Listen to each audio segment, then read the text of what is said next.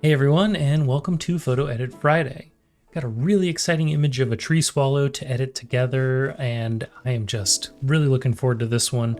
The image unedited is just detailed, and the light was great, and I think this is going to end up being one of my favorite photos of the year, so really looking forward to this. If you've never joined us for Photo Edit Fridays before, just a few quick notes. One, I will be editing today in Capture One and maybe using a few other tools, but all of these concepts should still apply whether you use Lightroom or something else. Also, I know that editing is very much a matter of taste, preference, and our artistic style.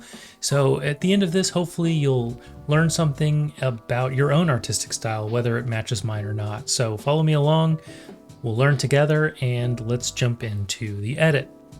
So first thing I see when I look at this image is a ton of space around the swallow, and I think the swallow looks a little tiny in the frame, and I think we could probably cut out most of the top left and top right and bottom left of this image and still sort of get the same dramatic effect. And I think I'm looking at a 3:4 crop, and I'm just gonna bring it down to about there. Let's see how that looks. It's pretty good, maybe a little more. I like it. I like it. Well, a little off center just to add some interest. I really like it.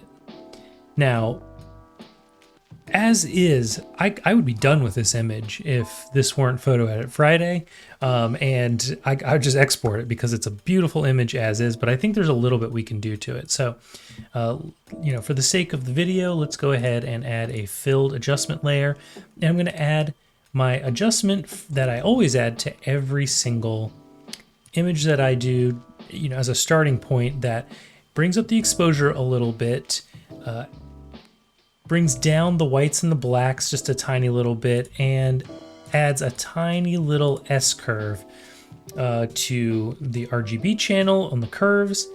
Also, a little tiny adjustment to the reds, a little tiny adjustment to the greens. Just some slight color and exposure tweaks that I like to add to every image. And then I'll take this opacity slider and bring it up and down as I see fit. And actually, this is one of the first times I've really, when I'm looking at the before and after, that I kind of like the colors of the before just a little bit better. So I'm going to go ahead and uncheck this and bring up the exposure in a new filled layer just a little bit. Maybe 0.25 to match my preset. It's close enough. Bring down the whites and the blacks just a tad, but we won't touch any of the colors. So let's check the before and after. And I think this is a good starting point. The other thing that I've done in a few videos, which we'll go ahead and do here, is bring down the saturation on all of the colors.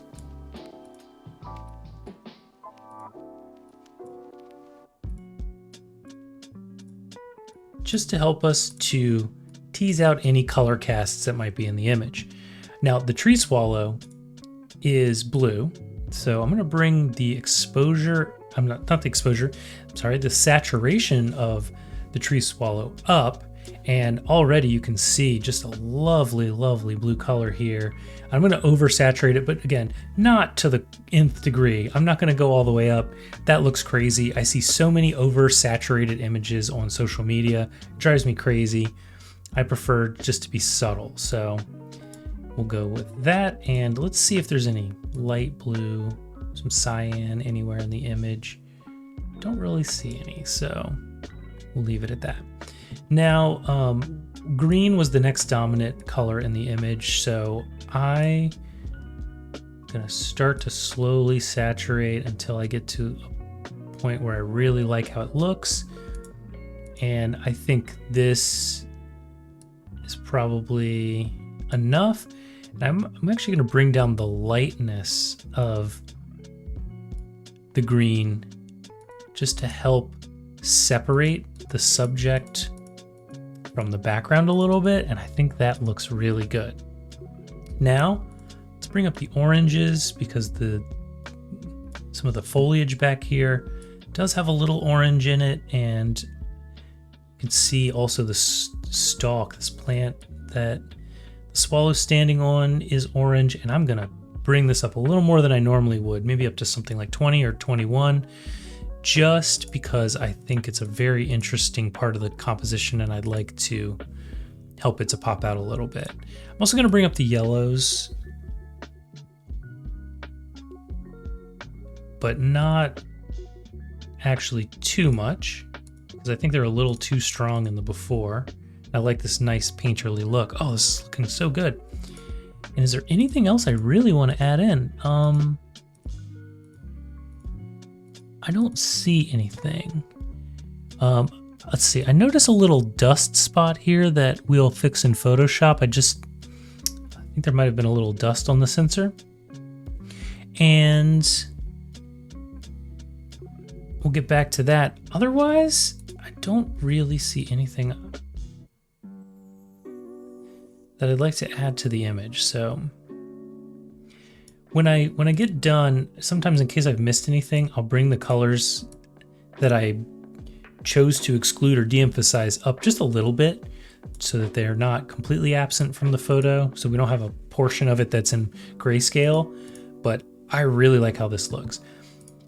The last thing I'd like to do is to use a radial gradient mask. And again, you can in Capture One hit M to see a preview of where the mask will affect the image. I think it's a little too tall. Let's bring it down a bit. And I am going to lower the exposure on all the effective areas to create a vignette.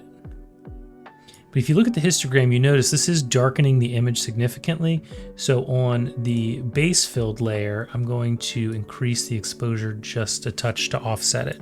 And this really will help to draw your eye directly to the bird. Now, this is the before and this is the after, and I absolutely adore how this image has turned out. I'm happy with it as is. I'll just clean up the little dust spot in Photoshop. I'll do that off camera and I'll show you the final result.